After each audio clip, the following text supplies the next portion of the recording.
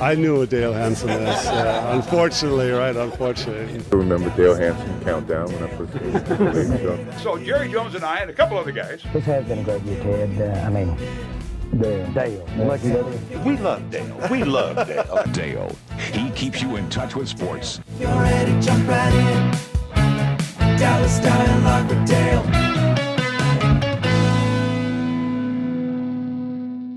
Hola, shalom, and hey there, neighbor. Welcome to the next episode of Dallas Dialogue with Dale Hansen. I'm your host, Mark Villasana, and joining me as always is my BFF, marketing manager for Northwest Insurance, Ms. Lila Levy. Hello, Lila. Hi, Mark. How are you? Good. How are you doing, my friend? Good. Hola and shalom. Oh, hello. It's back at you. Also joining me is a WFAA TV legend, podcast pioneer, and the man we call the answer around here, Mr. Dale Hansen. Hello, Dale. How are you doing? I always get a chuckle out of the fact I'm the hello neighbor in that. Yeah. That's the best I got. Hello neighbor. Only because your number came up. We picked out of the hat, and that's what you came up with. How have you been? I've been all right, but I'm telling you, I have to say this again, and I mean this from my heart. Thank you for this. I thank you, Mark. I thank Northwest Insurance Agency for your company for giving me this opportunity to get this bile out of my system that keeps building up on a regular basis. If I didn't have this opportunity to sound off, I think I would go absolutely nuts. Well, I'm not saying anything, but the lovely Mrs. Hansen calls us about once a week and thanks us. Thanks you too. This past October, I've been talking about this. I had a dinner party with some liberal friends of mine, and we were talking about just this. That I've lost a lot of the optimism that I've always believed that I have. I think by nature, I'm this optimistic person that, fired 8 times in my life. And I always thought, that's fine. There's a better day coming. The different political events that we have talked about on this podcast, and I've talked about on Channel 8 as well. All those, Vietnam, the civil rights, it'll get better. Right. There'll be a better day. This past October, I think we hit a low that I'm not sure we recover from. You had the No Kings rally with 7 million people marching in the streets. 7 million Americans, yes. Representing 70 million more. And the response to that was the President of the United States. The President of the United States posting a picture of him with a crown, flying a jet, shitting on Americans. Yeah. The President of the United States posts him flying a fighter jet, shitting on Americans. And the response to that has been muted at best. The Washington Post, which I absolutely believe is because I subscribed to it for several years. I canceled it a few months ago because under Jeff Bezos, it's becoming a cheap rag. The Washington Post this morning referred to the president's response as cheeky. Cheeky response. And I hate the whataboutism game, but what if Joe Biden had done that on January 6th? What if Barack Obama had done that at any point in his 8 years in office? Sean Hannity would shit his pants. Yeah. And a final thought, if I may, on this. I do this every day. It drives my wife nuts. It drives my friends nuts. But I check all the major cable stations every day. I want to see what's going on in my world. So I'll watch MSNBC. Then I'll switch over to CNN. Then I switch to Fox. Then I switch back. And I go through this, seriously, 6, 7, 8 times a day, all during the day. I watched MSNBC, tons of coverage about the rally. Talked about the shutdown, talked about the latest flare-up in Gaza with the shootings. I switched to CNN, talked about the rally, talked about the shutdown, talked about the flare-up in Gaza. I went to Fox News at least 8 times Saturday. Nothing. Not one mention of the No Kings rally. Now, to be fair, I didn't see him every minute of the entire day. Yeah. But I checked in 8 different times. And as I said to a friend of mine who then responded with this, and I think he's absolutely right, he claims that he's got a conservative friend who watches only Fox News, as I do, several conservative friends who get all of their news from Fox. They don't even know there was a January 6th. And I guarantee you, there are millions of people in America right now who don't know that there were 7 million people out there protesting what this president is doing to this country. The lovely Mrs. Hanson said, well, they get it from other sources. I said, no, they don't. Yeah. There are a great number of people who don't have Facebook, who don't check their Twitter accounts or their X accounts, who don't listen to different radio shows. They rely on Fox News for their information, and not one mention of 7 million Americans protesting in our streets peacefully. I mean that. So, yes, I'm losing my optimism for America. I promise you I am, and I hate it. Well, I hate everything about it. I one of the reasons we brought you on initially was to come in so you could get a lot of this, like you say, vile and bitterness out. And you've done a great job, by the way, on that. I will say that. But another reason we brought him on, Lila, was to get this perspective, to get this plain, straightforward talk where we're calling it like it is. Because I think if the last 10 years, and you alluded to this, Dale, has shown us anything, is that the last 10 years, so the public is so uninformed. The public's uninformed, and they can be so easily manipulated. I mean, I think that the last 2 elections have been won on catchphrases, or maybe one little story that mentioned something bad, and they just focus on that bad stuff over and over again. Over and over. Another thing I want to say is we tend on this show have become a liberal sounding board, and it's not what it is. But some of the things you cannot disagree with, and one of those things is you cannot have a meme of the president of the United States pooping on the United States. Did you think you would ever say that sentence in your life? No. I mean, it's absolutely. I walked into the kitchen Sunday morning, and Chris, the lovely Mrs. Hanson, says, you're not going to believe what Trump did. And I'm prepared for it. I was not prepared for that. I was not prepared for that. And Lila, I think you said it best. I'm 77 years old, and I've been through all of these different presidents, good, bad, and in between, everything else. Never have I ever seen what I've seen repeatedly over the last, I would argue, 10 years, going back to 2015. It's just absolutely unbelievable. But because the man likes to run on the premise of making America great again, I have a thought. Let's do this. I have a thought, and it goes something like this. I do have a plan to make America great again, a plan that not a single politician in America will ever support. No one under 30 will. Almost everyone over 60 would, and those in between, I don't know, but I'd like to find out. I think everyone in this country owes America at least a year, preferably 2, of public service.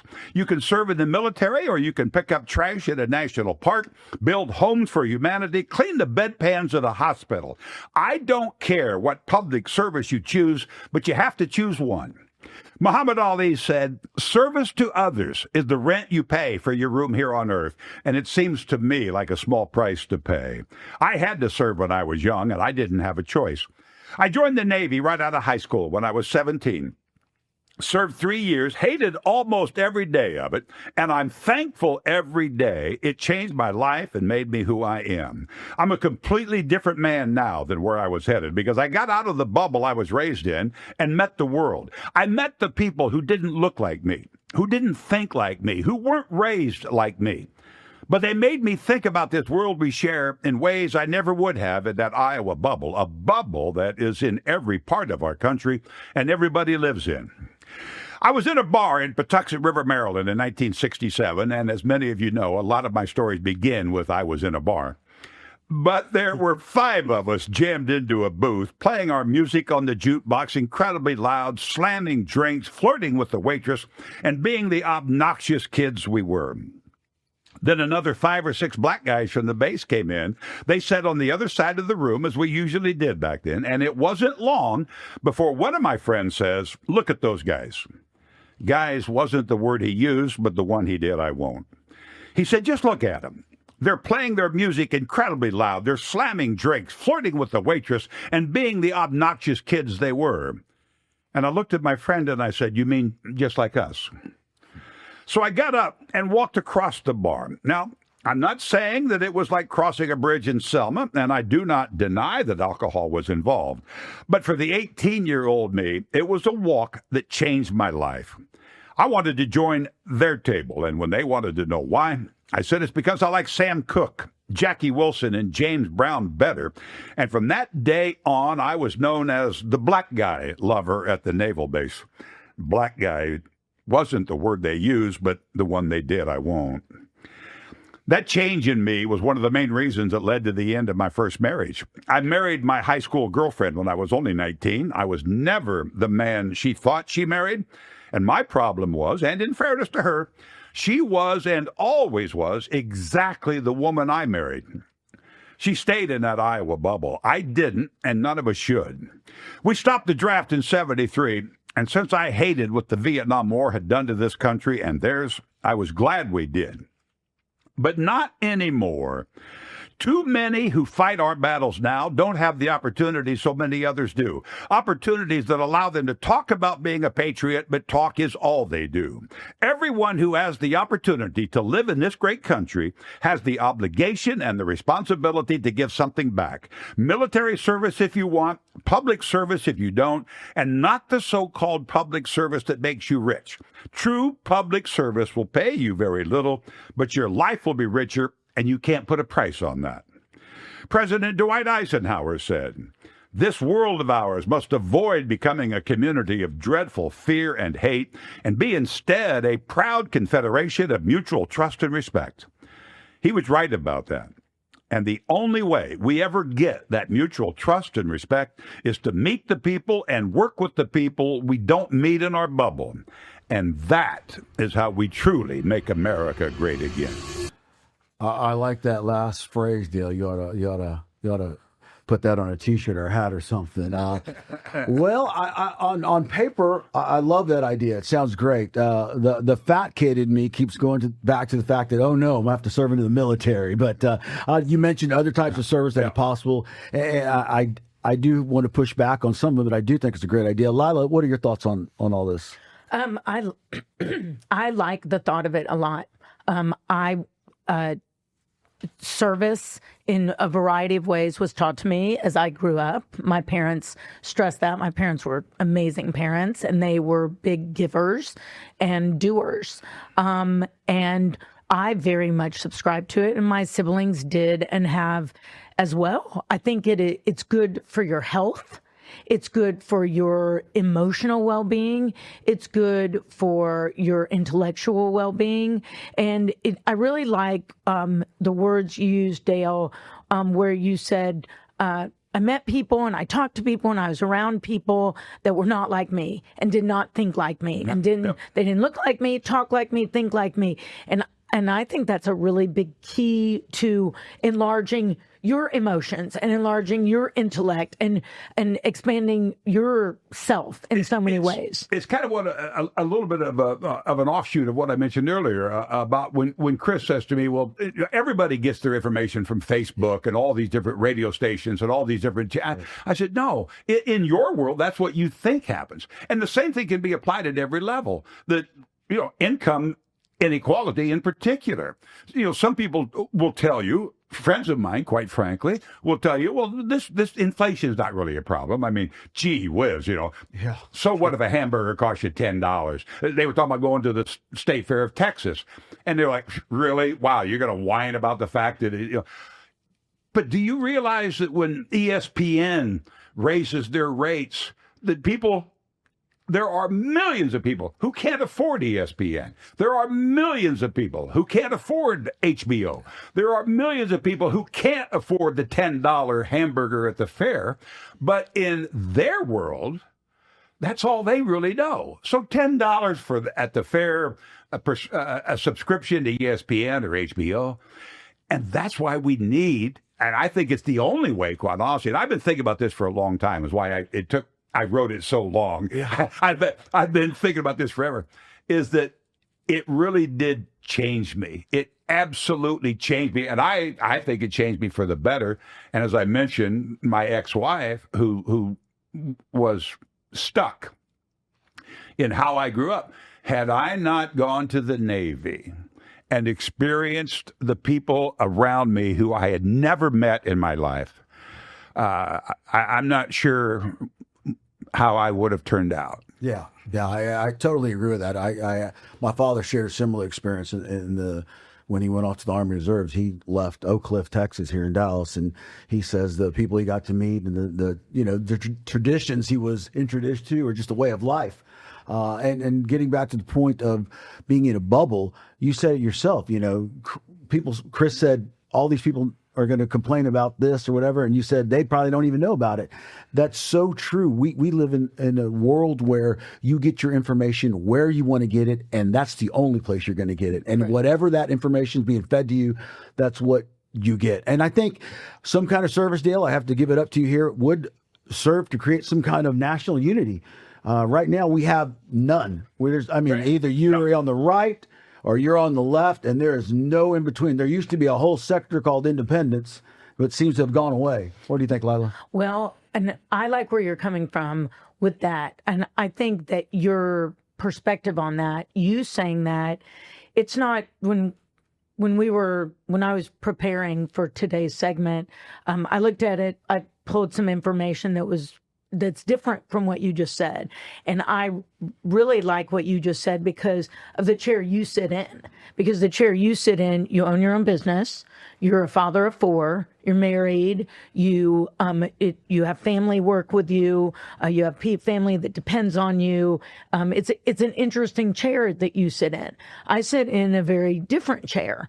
And so I like that different perspective.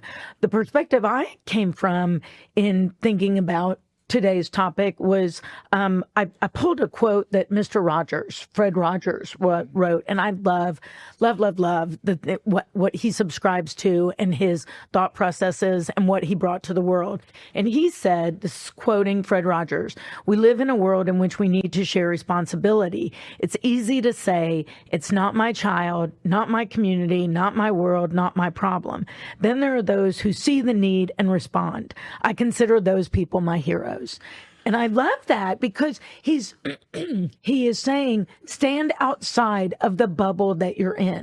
Stand outside of what you know and go help those, even though it doesn't affect you.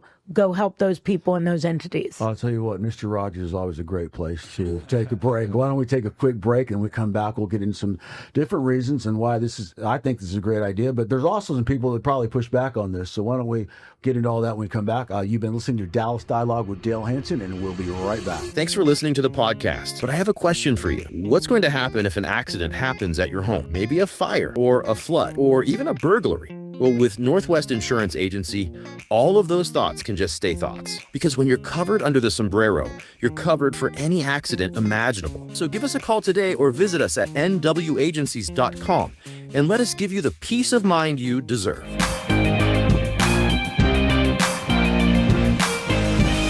Northwest Insurance. Okay, we are back on Dallas Dialogue with Dale Hansen. When we left, Lila had given us an inspirational quote by Mr. Rogers. And, Dale, you kind of like that when you had something to say about it. Tell me. Well, I've quoted Mr. Rogers a lot myself over the years, but this is kind of the extension of what you were saying, Lila, is that when people do meet other people, the attitudes change. They change drastically. I use the simplest example. When people would email me after a commentary, I mean, some of the vile stuff they would say, and some of the names they would call me, and the anger would just be off the charts. And then I would track some of them down, and I would call them, and oh, hey, Dale, and it's just that little bit. I've got friends of mine who I know are racist to the bone, but then they like this black friend of mine. They like this other black friend of mine. They like this other black friend of mine. And as I said to them, as I said to my dad years ago, when he always defended the Roy Matthews family, because I think I've told this story before, but I'll tell it again. I grew up in a town where we had one black family in the entire county. That was our diversity in the entire county, was Roy and Billy Matthews and their kids. That's it. And yet my dad, who used the N-word like it was a proper noun, defended the Matthews every single time there was the hint of discrimination. And I said to my dad, how is it possible that all the black athletes that you watch on TV, all the black political leaders that you hate so much, and you refer to them with the N word, but you love Roy and Billy Matthews? And my dad said to me, well, they're different. Yeah. They're different. And I thought, think of the ignorance of that. You only know one black family and you love them, but all the black people you don't know, well, you know, they're lazy and shiftless and crooks and criminals. And it's the same thing with Muslims. It's the same thing with Mexicans among that segment of our society. That's why I believe so strongly in this concept that we have to force people, as I was forced. I mean, if we didn't have a draft in 1966 when I graduated from high school, I wouldn't have enlisted in the Navy. I just wouldn't have. But I was forced to enlist in the military or be drafted. And as I said, it changed my life. And if that's what it takes, that forcing people to meet other people and meet them at that level of we're working together, we're stocking shelves together, we're assisting the elderly in the nursing homes together, we're fighting on the battlefield together, you're going to come away with a relationship and a friendship that will never develop.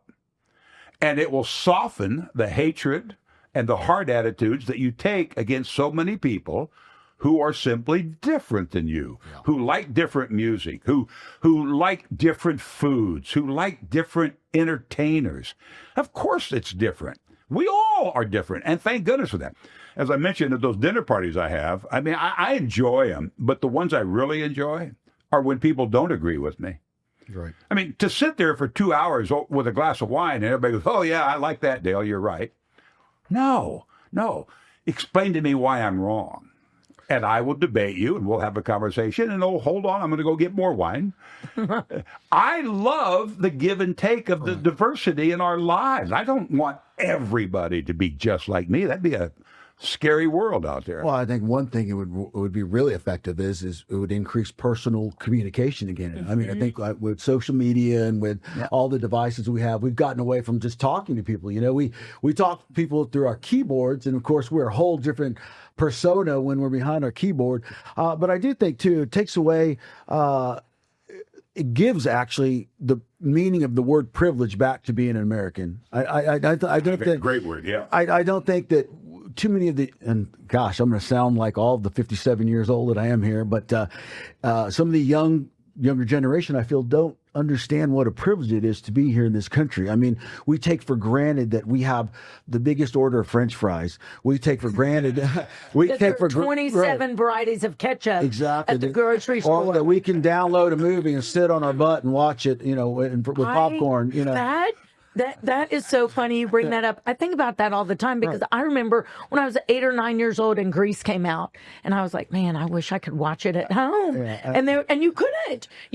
And it's so, I'm just going to watch a movie tonight in the car. There's a reason. There's an absolute reason why so many people from around the world fight like hell to get into this country. Right. And we'll talk about this more next month when we get into the immigration. Right. But I absolutely believe this. I always have. As critical as some people apparently think I am, I love this country, and I know for a fact that I was blessed to be in this country. And next month we'll really dive into it deeper. But we have to get people back to appreciating it. And I think the two main examples of this were at the end of World War II. There was a tremendous rally around the flag, and aren't we great? We saved the world from fascism, and we saved the world from Hitler, and America just came together, and we had factories, we built homes, and the American dream was coming through. Then we got into the 60s, and everybody wanted to share in that dream. Well, that caused a couple of problems, and then we fought our way through that. Then we get into the 70s, and here comes Nixon, and now we're actually going to impeach a president if he doesn't walk away. But the best example of all of them is, I think, when you get to 9/11. Yeah. This country has never been more united than we were on, unfortunately, 9/11. Mm-hmm. And it was all for one. And we're all in this together, and we're going to fight our way through it. We can argue about, and we have, about how and why and who and what and everything else. but it didn't take long to lose it. No. You know, because we don't have the shared system. Ron Kirk, the former mayor of Dallas, ran for the U.S. Senate, got in a lot of trouble for making a comment that I think is absolutely true, that so many people of color are fighting our battles because so many young people of color don't have the opportunities that so many of the white kids do. Which is true. It's always been true. It's absolutely true. Always been It's true. absolutely true. Well, except when we didn't allow them to fight in World War II, basically, and shuttled them off to the back. But now, when you look at our military, it's heavily skewed to minorities, being led by a man who doesn't want any minorities in the military. You know, but it's that same bubble that we're talking about, and they don't relate to the greatness of America when you only experience a small piece of it, because all of it's great. Yeah. All of it's great. And I think what happens too, you have a lot of people, what's happened because a lot of the minorities has been serving in the military. You have a lot of those who might be in power talking about how, you know, patriotic they are because they have other people fighting their battles. I think public service would actually bring about some performative patriotism. You know, okay, yes, you're a patriot. Now go serve this 2 years and prove it. Yeah, and, you know, you don't have a doctor that says you have bone spurs, but you don't remember which foot it was. And even if you do have bone spurs, go clean a bedpan. Yeah, no, when we talk about civic duty, we automatically go to the military. Tell me again some of the other stuff that some suggestions you might have people could do besides serving in the military. Well, again, I think they can do all of it. I mean, and here's another side to this, in my opinion. When I was in the Navy, I made $94 a month. Okay. Now, granted, this is, 50, 60 years ago, but still, $94 a month today is like maybe 170 or something. I mean, it's not enough. But everything was cheaper. So you have all these people working as orderlies in a hospital, for example, stocking shelves at a food bank, building homes for humanity. What if we took an entire generation of young people and we actually put them to work? The housing costs would come down because now we can build a lot of homes on the cheap because we're not going to pay you a lot of money. You're going to give up 2 years of your life, just like I did and so many others, and you're going to do it cheap. You're going to do it on the cheap. This is not about making money.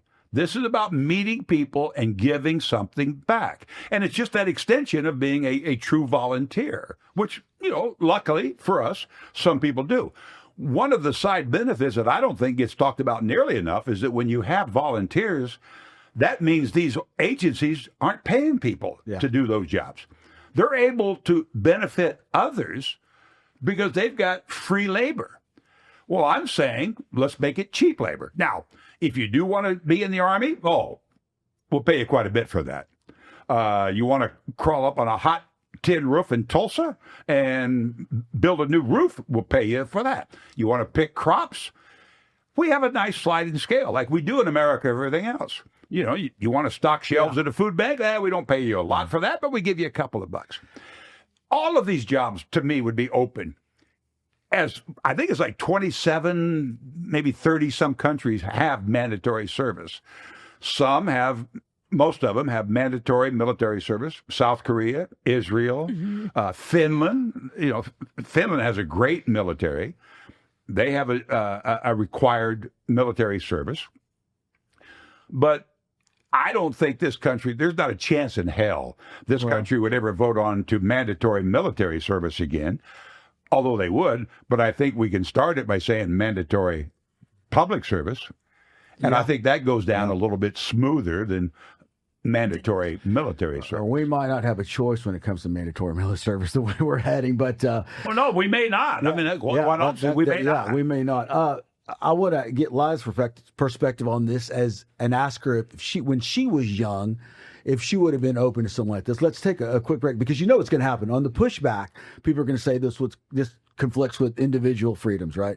So let's take a quick break and then we come back. Let's see where you have been on this, Lila. Okay. You've been listening to Dallas Dialogue with Dale Hansen, and we'll be right back. Whether you're racing to work or just enjoying a cruise on a Sunday afternoon, we can do that. It does not matter if it's a beat-up clunker of a daily driver or a supercar that you love with all your heart, we cover it. Perhaps you need business insurance to get on a job site or just want that safety net for your employees, we have that also. Don't forget about your most important asset of them all, your home. What I'm trying to say is that at Northwest Insurance Agency, we do it all.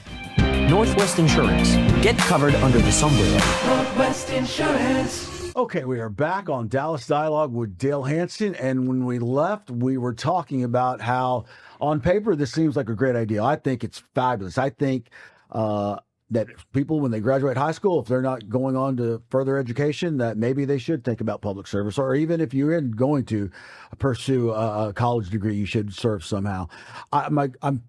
My question is, I'm curious of how much pushback would we just get from those who say this totally takes away from individual freedoms. Lila, when you were young and you got out of high school, would you be open to something like this? Yes, I would have. I understand that there's that perspective that there could be the pushback of individual freedoms, but it's very naive for me to think this globally, but I still think it is. Why would you not want to help people? There's so many people. I subscribe to that saying that look around, because things a few years ago that you prayed for. Okay, so you're not naive enough to think that there's a lot of people who don't have an objection to helping other people, are you? Yeah. You're not that naive, are you? Unfortunately, I am. Having worked there for 2 years, yes. Seriously, because I just think. Here's what I have in my head, and I really mean this on a daily basis. Why would you not want to help people who are worse off than you? Why would you not to? There was something that y'all said that on the last segment, and you talked about having gratitude, being grateful for living here in this great country. Gary Vaynerchuk, who's amazing. He's a social media and phenom, and he's a best-selling author, and he talks about the likelihood, the chance of being born. You know, it's such a high. The odds are against you of being born, and he's so grateful. He preaches gratitude. I think about gratitude all the time for the job I have, the boss I have, the friends I have, the family I have, the house I live in. Because I did pray for a house like the house I live in several years ago, and also helping people. There are health. That was another point I wanted to make. There are health benefits of giving.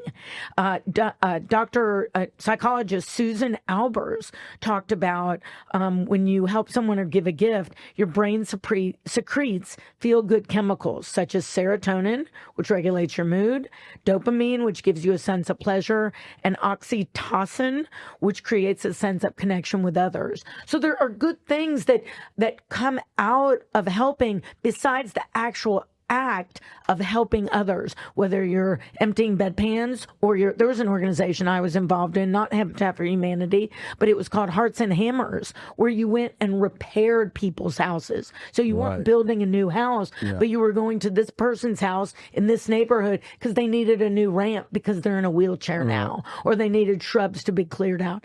Why would you?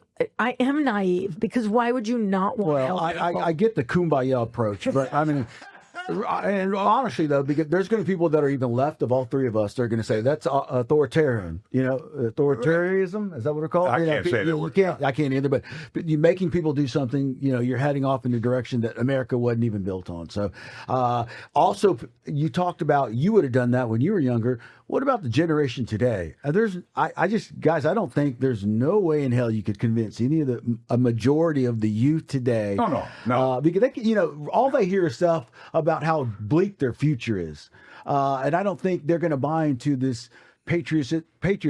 You don't think so? I don't think so. You think it's having kids that are 25 and younger. Oh, right. I just don't think they buy into the American dream anymore. Well, you're a generation ahead of us, Dale. So you actually had to serve, or you were involved in a war. Our war was fought on TV in the Iraq War. Our sacrifice was being able to stay out late, until the sun came down.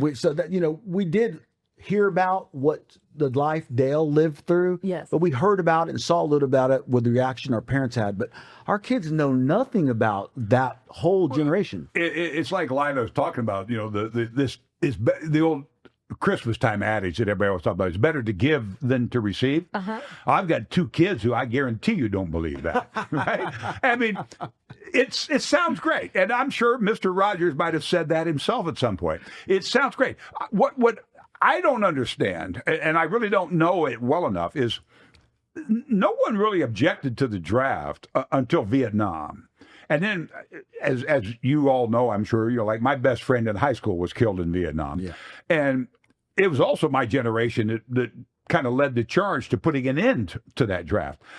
But all the way through the late 40s, through the 50s, and into the mid to late 60s, 20 plus years, I never heard anybody objecting to the concept of the draft.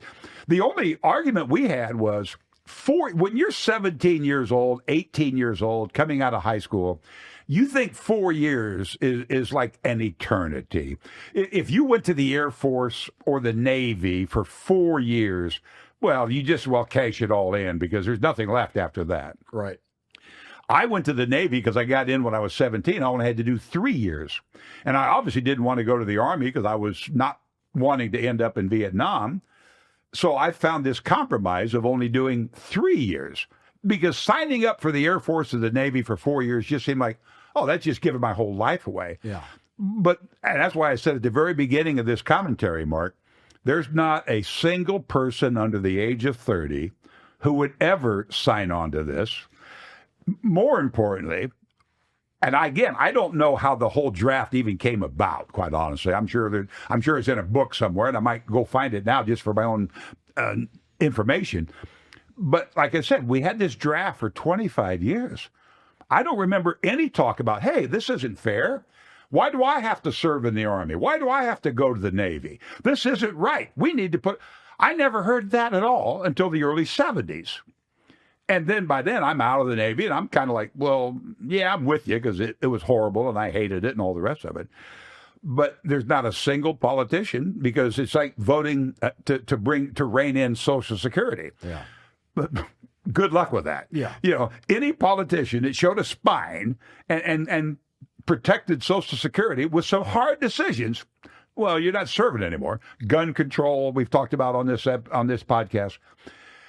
So this is, I'm open enough and honest enough to tell you, this is never going to happen. Yeah. But I am going to tell you, I absolutely believe in my heart, this is the only way we truly make America great again, is if we somehow force it, just like it was forced on me, force it back on those young people.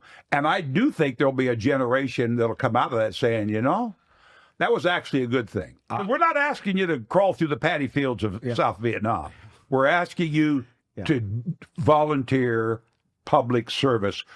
Pick one. And I'm going to go ahead and totally buy in, because I think as polarized as we are now, it's going to take a major shift for us to come together again as a country. I do not see...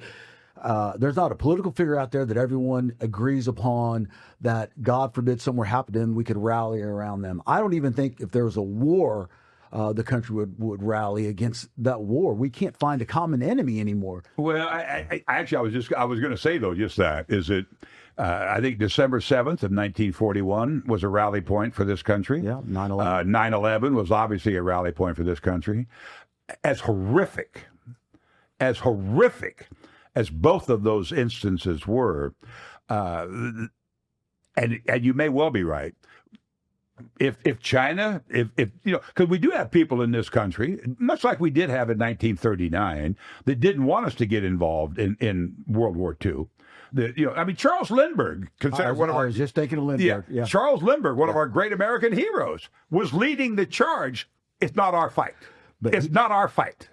But Charles Lindbergh would have had a podcast, and he would have reached a lot more people, and you would have more dissenters. And I think that's where we're at right now. But if China or Russia attacked us, you know what? Do you think we're still? Are we that split? I would love to think so, Dale, but I'm telling you, people are going to say, well, this administration deserved this administration didn't play this, all that stuff is AI. This really didn't happen. You have people who we can't even agree on what's real, on what's the truth anymore. So I just don't.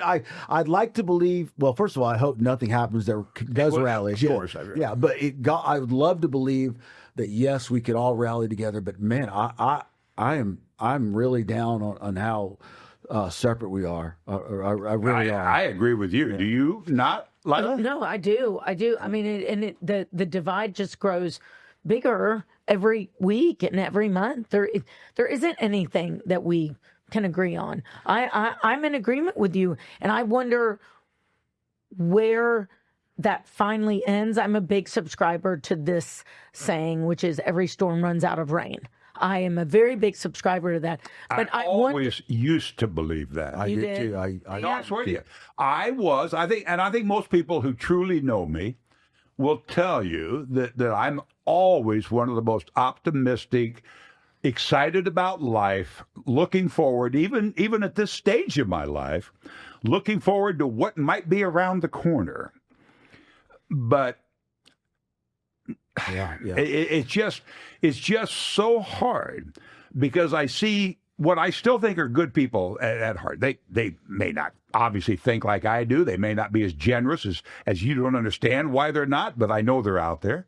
But I think we've given permission to stay in our bubble. I want to say one last thing here before we forget about this, because I think this was incredibly important to me.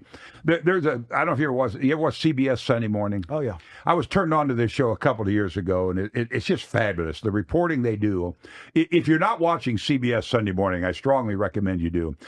But they just had a recent episode with Donnie Wahlberg, the actor, and he was on the show to promote his latest TV show, Boston Police or something. So Donnie Wahlberg was raised in Boston. Boston, yeah. Which, as he said back then, was an incredibly racist city. I mean, and they had the big riots in Boston when they had the integration. And he ended up being bused to another school. And as Donnie Wahlberg said, it changed him for the better. They showed all these pictures of all these white people screaming and hollering at these little black kids as they're being bused, and people are being bused all over the city, trying to balance it out so that everybody gets an equal education. And Donnie Wahlberg grew up right in the middle of that, and grew up in one of the most racist cities in America, which shocks a lot of people who aren't familiar with what Boston used to be. Yeah. And Donnie Wahlberg says on CBS Sunday Morning, that busing in that city changed him for the better because it forced him to go to class with kids he didn't know, kids who didn't look like him, who didn't listen to the same music, who didn't talk the way he talks, didn't believe the things he did. And that's an example of what I'm trying to say here today. Yeah. I'm trying to say, if you don't open up your circle of friends and bring those people in and try to experience as many differences about America as you can, then we're doomed. I absolutely believe we're doomed. I tend to agree. My father always used the word exposure. You know, when you go off to college, you're going to be exposed to this much, you know. Mm-hmm. Well, and it was true. You know, I just simple things like doing my own laundry. I was exposed to doing my own laundry, you know, because I'd never done it before. I was fortunate enough to have my mother did it for me. You know, I joined a fraternity, you know, and when I joined a fraternity, it was a bunch of different guys, bunch of dudes from a bunch of different parts across of Texas. And I got to know, you know, how they do things in Bernie, Texas, you know, or, you know. So I get where you're coming from. First through third grade was what I get where Dale's coming from. I experienced what Donnie Wahlberg was talking about. I was born and raised in Waco, Texas until I was 9.5. And I went to an elementary school where 80% of the kids were black kids, and they were bused in from the projects. And that was who were my peers. And to me, that was the norm. You know, that was my norm for first through third grade. And then I moved here and I went to an elementary school and I was like, where is everybody? Yeah. Because everybody looked the same. I had a question for you, Mark, that really is like sticking in my craw. And I want to be educated because I don't have children. As y'all know, I don't have kids and I don't have nieces or nephews. You have 4 children who are all in their 20s. And y'all are saying, hey, with kids that age, they're not going to want to do what Dale has talked about and has proposed. But I feel like that the kids in their 20s have a softer spot than kids I remember 20 years ago in their 20s. Am I wrong in thinking that? Yes. Yes, I'll answer this as quickly as I can, and then we'll go to a quick break. Yeah, I think the empathy is there for the kids. Okay, but that's what I'm talking about. Disillusionment with the American dream is gone. You know, when you and I went to college, because our parents go to college, you you can get a better job. Ergo, you go buy a house. You have a family. Yes. The opportunity for them to buy a house now, unless you have generational wealth, it's hard to go from zero to buying a house now, where it didn't used to be that way. It didn't used to be. So that whole facade of the American dream is gone to them, and it goes way beyond just buying a house. It's just the cost of living. You see the way things are in politics. I mean, that's where the cracks are. They just okay. Go ahead. Okay. Well, I think that the reason I say you're wrong, Lila, is that I did grow up in a generation where all the young kids were considered these crazy hippies and liberals, and the free love society and the Beatles music and the long hair. Now, you see like Turning Point USA, and I think there's a vast growing surge of young people. There's an old quote that I laugh at, and I love it. It's always attributed to Winston Churchill, although I don't think he ever said it, and most historians don't think he actually ever said it. But have you ever heard this, that if you're 20 years old and conservative, you have no heart. And if you're 40 years old and liberal, you have no brains. Yeah. And as a person who's kind of gone through this, I at least understand the genesis of the quote. That, yes, I am 77, and I'm probably the most liberal person that you guys will ever know, most people will ever know, and I'm proud of it. But I was also an incredibly liberal person when I was 20. It was really easy to be liberal at 20 because my generation is going to change the world. My generation is going to bring the civil rights to all Americans. My generation is going to end all the stupid wars that are killing my friends. My generation was staggeringly liberal. Then when I got into my 40s and I'm making a lot of money and the government wants to raise my taxes and I'm, whoa, no, wait, hold on, But I've never wavered on that, but I at least understand why people do. Yeah. But I love the quote, and I don't think, and I think it's exactly for what you're saying, Mark, is that, and I'm not comparing it to this, but the analogy fits. That's how Hitler came to power in 26 and 29. He reached a group of people who didn't believe the dream of Germany was possible anymore. Right. The economy was so bad, no jobs, no future, and he promised this world that he and he alone could fix it and make it right. Yeah. And now you see young people, and I absolutely agree with Mark. They don't come out. I came out of high school. I never went to college, but I came out of high school and my 3 years in the Navy thinking, somehow, some way, I'm going to make it pretty big someday. Never had any real plans, but I knew it was all out there waiting for me. The thought of not owning a house, please. Yeah. The only question is how big and how soon. Exactly. The question of having a nice car, I was thinking about having 2 cars when I was 25. Yeah. I mean, there was never a day that I didn't dream about the great future that America was going to make possible for me. And now, I think, Mark, you're unfortunately 100% right. Young kids don't have that dream anymore. And that's why, just like the Hitler Youth did a century ago, they're susceptible to understanding, hey, I'm being screwed here. I'm being taken advantage of here. I need somebody who can make it right for me. And as we well know, if you've read a history book at all, the Hitler plan wasn't exactly designed for everybody. And what we're talking about in America right now is not designed for everybody. Yeah. And we have to fix that somehow. Or have I said this? This country is doomed. I think you mentioned it once or twice. Let's take a quick break. I just answered one last question to you, Lila. I think the kids today, they have the empathy, because you asked about that. Yeah. They just don't feel the country has empathy for them anymore. Okay. That's where the rub is. That's where they say, you know what? This country doesn't give a damn about us. I'm not going to give the way that maybe Dale's generation would have given, run through a wall for it. That's Anyway, what the difference is.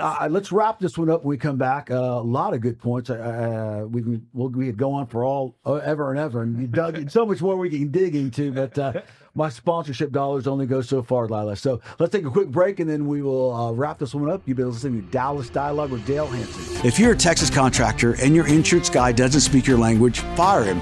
We specialize in Spanish-speaking tradesmen. Call today, and we'll review your current policy for free. No pressure, just straight answers. You've seen the guy that's your bro. That's us. And just like I protected my grandfather from the sun, we protect you from life's challenges. I'm Mark Villasana, owner and agency principal with Northwest Insurance.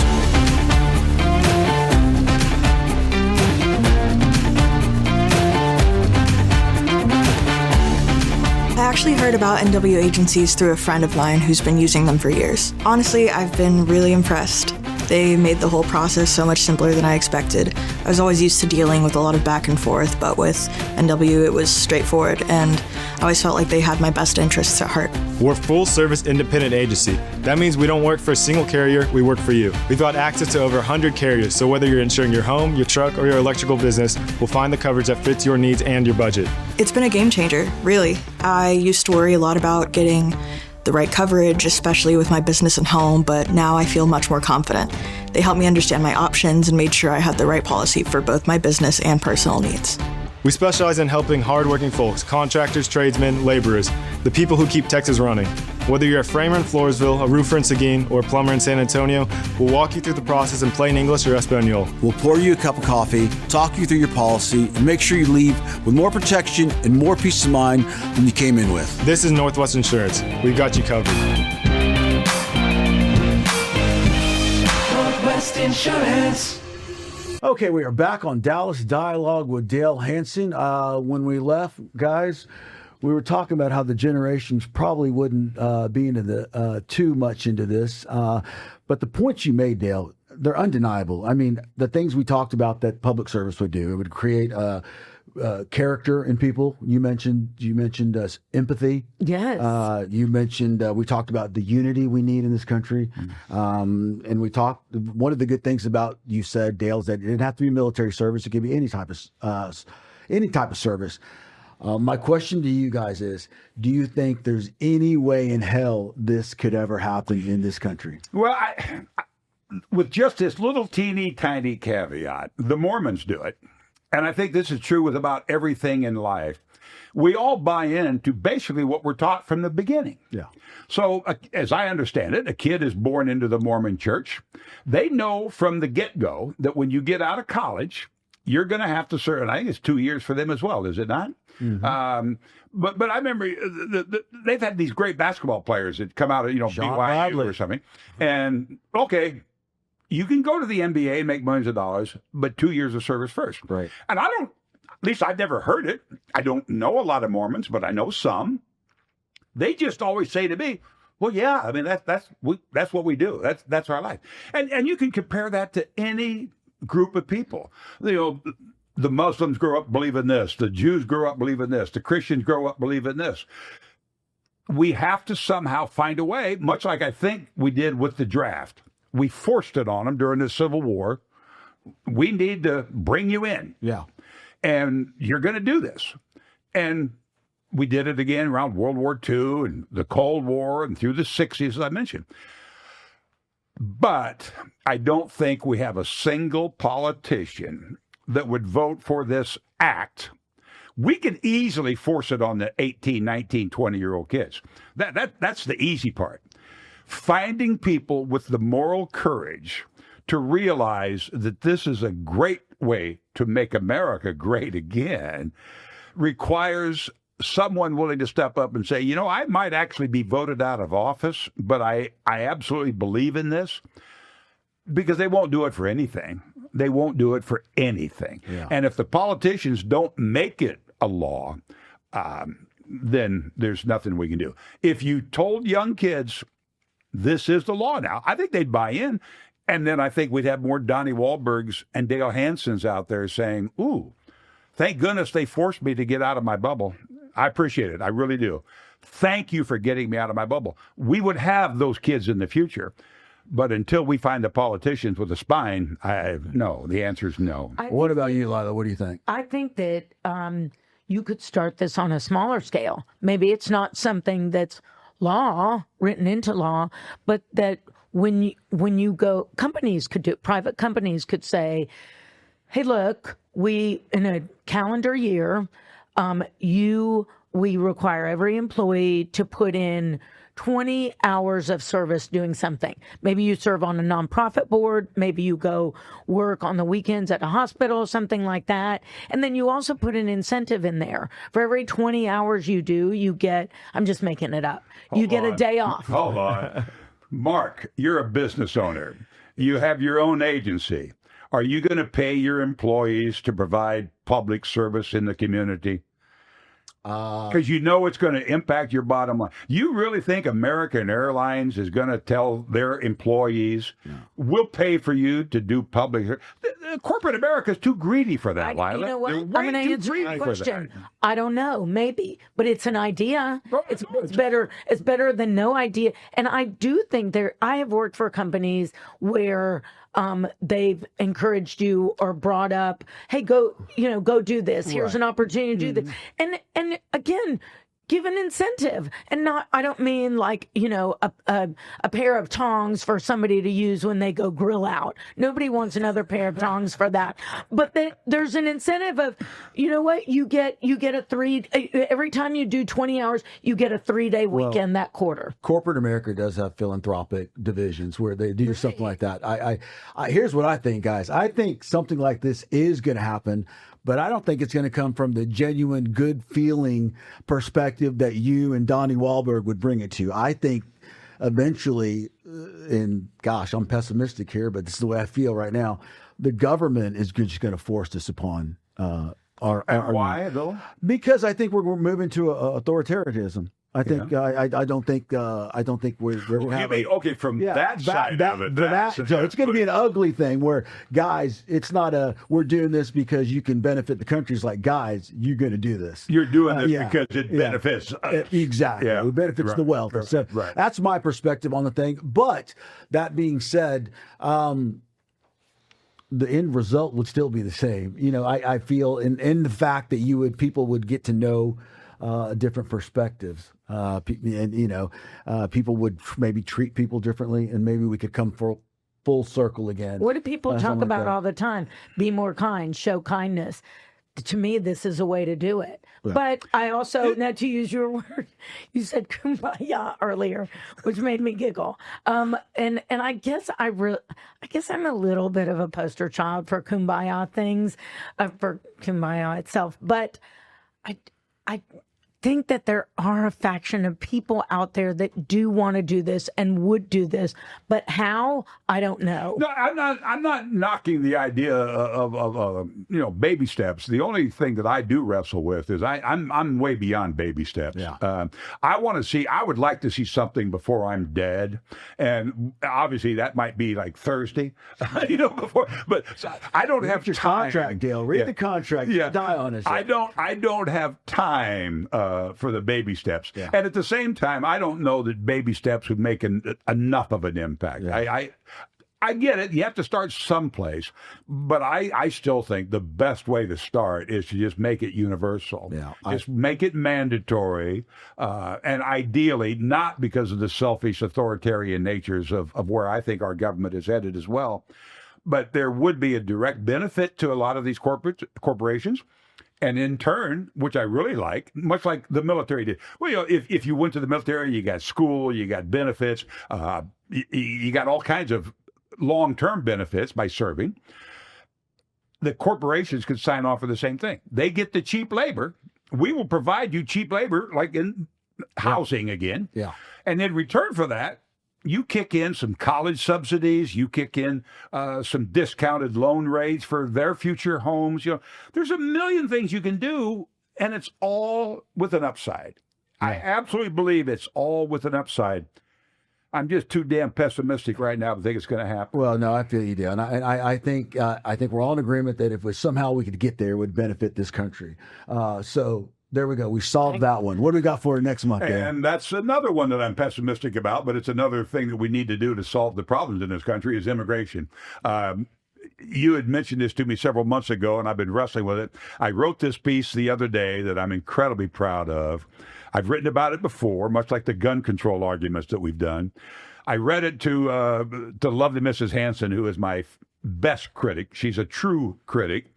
She thinks it's one of the best things I've ever come up with. I read it to my sister in Iowa. She doesn't count because she thinks I write everything on a mountaintop in a burning bush and bring it down on a stone tablet. Yeah. So I love her support, but it doesn't matter. But I have read it to some other people, and I just don't understand basically the opening line. I do not understand how a country that was founded by immigrants, built by immigrants, can still claim to have such an immigrant problem. Yeah. It makes no sense to me. It has to be solved. And obviously it has to be solved in a better fashion than we are right now. So just a little fun podcast for the holidays. Solving immigration in America. Just something for the holiday spirit as we get into December. Here, well, Lila, when we brought Dale on, we wanted to bring attention to the agency, and I guess we're getting all our money's worth. Yeah, I didn't know my definition of fun was going to change. I am looking forward to that, Dale, because there's so much to be said there, and being in the type of business I am and who my clientele is, it directly affects me. So I can't wait to hear your perspective on that. And as always, guys, it's been a pleasure and a privilege to do this, and I look forward to next month. It's fantastic. I appreciate it very much. All right, you've been watching and listening to Dallas Dialogue with Dale Hanson, and we will see you next month. Thank you.